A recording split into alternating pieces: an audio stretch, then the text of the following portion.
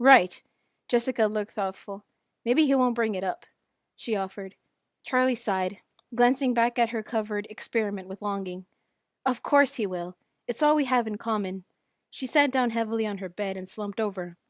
Charlie, you don't have to talk about anything you don't want to talk about, Jessica said gently. You can always just cancel on him, but I don't think John's going to put you on the spot. He cares about you. I doubt what happened in Hurricane is what's on his mind. What does that mean? I just mean, Jessica gingerly pushed aside a pile of laundry and sat next to Charlie, placing a hand on her knee. I just mean that maybe it's time that you both move past that, and I think John is trying to. Charlie looked away and stared fixedly at Theodore's head, face down on the floor. You mean, get over it? How do I even begin? Jessica's voice softened. This can't be your whole life anymore. I know, Charlie sighed. She decided to change the subject. How was your class anyway? Charlie wiped her eyes, hoping Jessica would take the hint. Awesome! Jessica stood and stretched, bending over to touch her toes and incidentally giving Charlie a chance to compose herself. When Jessica stood again, she was smiling brilliantly back in character. Did you know that corpses can be preserved in peat bogs like mummies? Charlie wrinkled her nose. I do now. So is that what you're gonna do when you graduate? Crawl around in peat bogs looking for bodies? Jessica shrugged. Maybe. I'll get you a hazmat suit for your graduation gift. Charlie joked. She looked at her watch. Time to go. Wish me luck. She brushed her hair back with her hands, peering into the mirror that hung on the back of the door. I feel like a mess. You look great. Jessica gave her an encouraging nod. I've been doing sit-ups, Charlie said awkwardly. Huh? Forget it. Charlie grabbed her backpack and headed for the door. Go knock his socks off, Jessica called as Charlie left. I don't know what that means, Charlie replied, letting the door swing closed before she'd finished speaking. Charlie spotted him as she approached the main entrance to the campus. John was leaning on the wall, reading a book. His brown hair was as messy as ever, and he was wearing a blue t-shirt and jeans, dressed more casually than the last time she'd seen him. John, she called, her reluctance falling away as soon as she saw him. He put away his book, grinning widely, and hurried to her. Hey, Charlie, he said. They stood there awkwardly. Then Charlie extended her arms to hug him. He held her tightly for a moment, then abruptly released her. You got taller, she said accusingly, and he laughed. I did, he admitted. He gave her a searching look. You looked exactly the same, though, he said with a puzzled smile. I cut my hair, Charlie said in mock outrage. She ran her fingers through it, demonstrating. Oh yeah, he said. I like it. I just mean you're the same girl, I remember. I've been doing sit-ups, Charlie said with the rising panic. Huh? John gave her a confused look. Never mind. Are you hungry?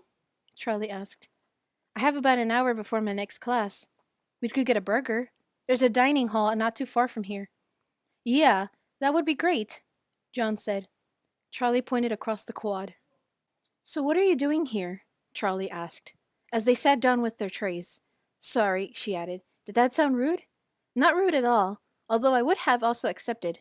John, to what circumstance do I owe the pleasure of this delightful reunion? Yeah, that sounds like me, Charlie said dirtily. But seriously, what are you doing here? Got a job. In St. George? She asked. Why? In Hurricane, actually, he said, his voice self-consciously casual. Aren't you in school somewhere? Charlie asked. John blushed, looking down at his plate for a moment. I was going to, but it's a lot of money to read books when a library card is free, you know?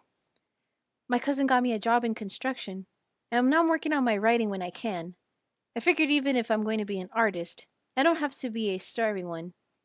He took an illustrative bite of his hamburger, and Charlie grinned. So why here? She insisted, and he held up a finger as the finished chewing.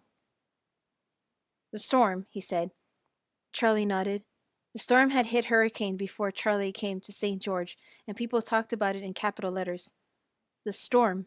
It wasn't the worst the area had ever seen. But it was a close.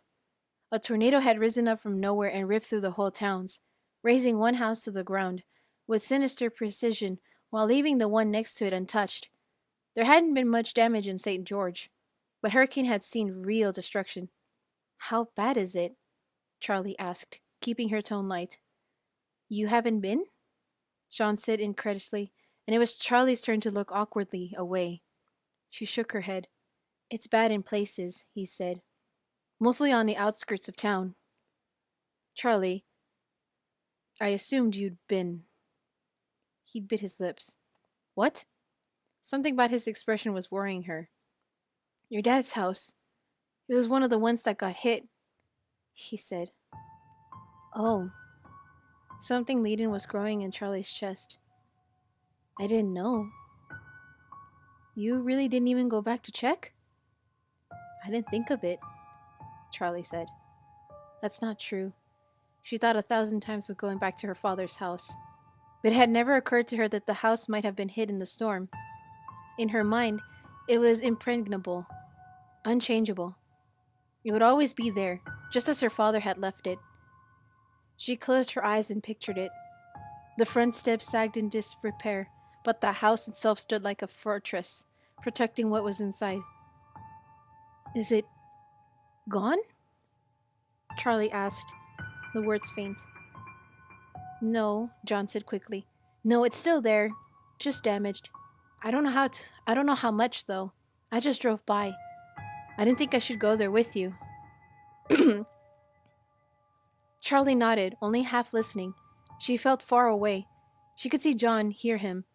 But there was a layer of something between them, between her and everything else. Everything but the house itself.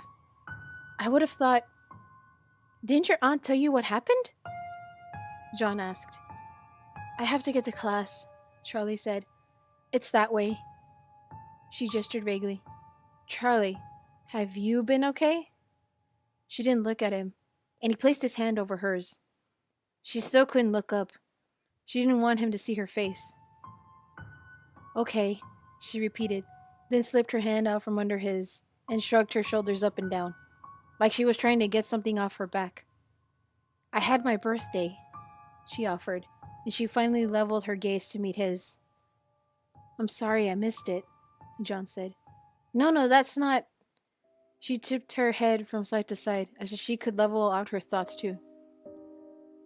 Do you remember how I had a twin? What?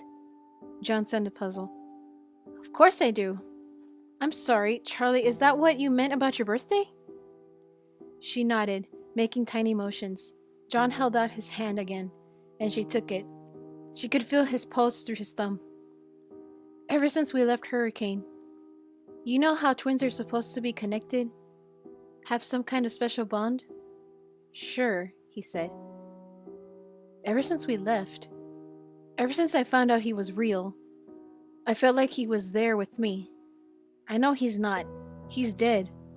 But for that whole year, I didn't feel alone anymore. Charlie. John's hand tightened on hers. You know you're not alone. No, I mean really not alone. Like I have another self. Someone who's a part of me and is always with me. I've had these feelings before, but they came and went, and I didn't pay much attention to them. I didn't know they meant something. Then when I learned the truth, and those memories started coming back to me, John, I felt whole in a way I don't even know how to describe. Her eyes began to fill with tears, and she pulled her hand back to brush them away. Hey, he said softly. It's okay. That's great, Charlie. I'm glad you have that. No, that's the thing, I don't. She met his eyes, desperate for him to understand what she was so awkwardly trying to say. He's disappeared. That sense of completeness is gone. What? It happened on my birthday. I woke up and I just felt... She sighed, searching. There wasn't a word for it. Alone? John said. Incomplete. She took a deep breath, pulling herself back together. But the thing is, it's not just loss. It's like he's trapped somewhere. I have these dreams where I can feel him on the other side of the something. Like he's so close to me, but he's stuck somewhere. Like Like he's in a box. Or I'm in a box. I can't tell. John stared at her, momentarily speechless. Before he could figure out what to say, Charlie stood abruptly. I need to leave. Are you sure? You haven't even eaten, he said. I'm sorry. She broke off. John, it's so good to see you. She hesitated, then turned to walk away, possibly for good. She knew she disappointed him. Charlie, would you like to go out with me tonight? John's voice sounded stiff, but his eyes were warm. Sure, that would be great, she said, giving a half smile. Don't you have to get back to work tomorrow, though? It's only half an hour away, John said. He cleared his throat. But I meant, do you want to go out with me? I just said yeah, Charlie repeated, slightly irritated. John sighed. I mean on a date, Charlie. Oh. Charlie stared at him for a moment. Right. You don't have to do anything you don't want to do. Jessica's voice echoed in her head, and yet she realized she was smiling. Yes. A date. Okay, yeah. There's a movie theater in town. She hazardously, vaguely recalling that movies were something people did on dates. John nodded vigorously, apparently as lost at sea as she was, now that the question had been asked. Can we have dinner first? There's that Thai place down the street. I can meet you there around 8? Yeah, sounds good. Bye. Charlie grabbed her backpack and hurried out the dining room, realizing as she stepped into the sunshine, as she left him to clean up their table alone. Sorry.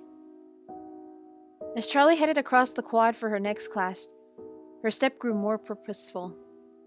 This was a basic computer science class. Writing code wasn't exciting as what Dr. Treadwell thought, but Charlie still liked it. It was absorbing, detailed work. A single error could ruin everything. Everything? She thought to her impending date. The idea that a single error could ruin everything suddenly carried an awful weight. Charlie hurried up the steps of the building and stopped short as the man blocked her path. It was Clay Burke. Hey, Charlie, he smiled, but his eyes were grave. Charlie hadn't seen Hurricane's chief of police, her friend Carlton's father, since the night they'd escaped Freddy's together. Looking now at his weathered face, she felt a rush of fear. Mr. Burke, Clay, what are you doing here? Charlie, do you have a second? He asked. Her heart sped up. Is Carlton okay? She asked urgently. Yes, he's fine, Burke assured her. Walk with me. Don't worry about being late. I'll give you a note for class. At least, I think an officer of the law has authority to do that. He winked, but Charlie didn't smile. Something was wrong. Charlie followed him back down the stairs. When they were a dozen feet from the building, Burke stopped and met her gaze, as if he were looking for something. Charlie, we found a body, he said. I want you to take a look at it. You want me to look at it? I need you to see it. Me, she said, the only thing she could. Why? Does it have to do with Freddy's? I don't want to tell you anything until you've seen it, Burke said. He started walking up again, and Charlie hurried to keep up with his long stride. She followed him to the parking lot just outside the main gate and got into his car without a word. Charlie settled into her seat, a strange dread stirring within her. Clay Burke glanced at her, and she gave a sharp, quick nod. He pulled the car out onto the road, and they headed back to Hurricane. Thank you so much for watching. I'll see you in the next video. Peace, thank you, and good night.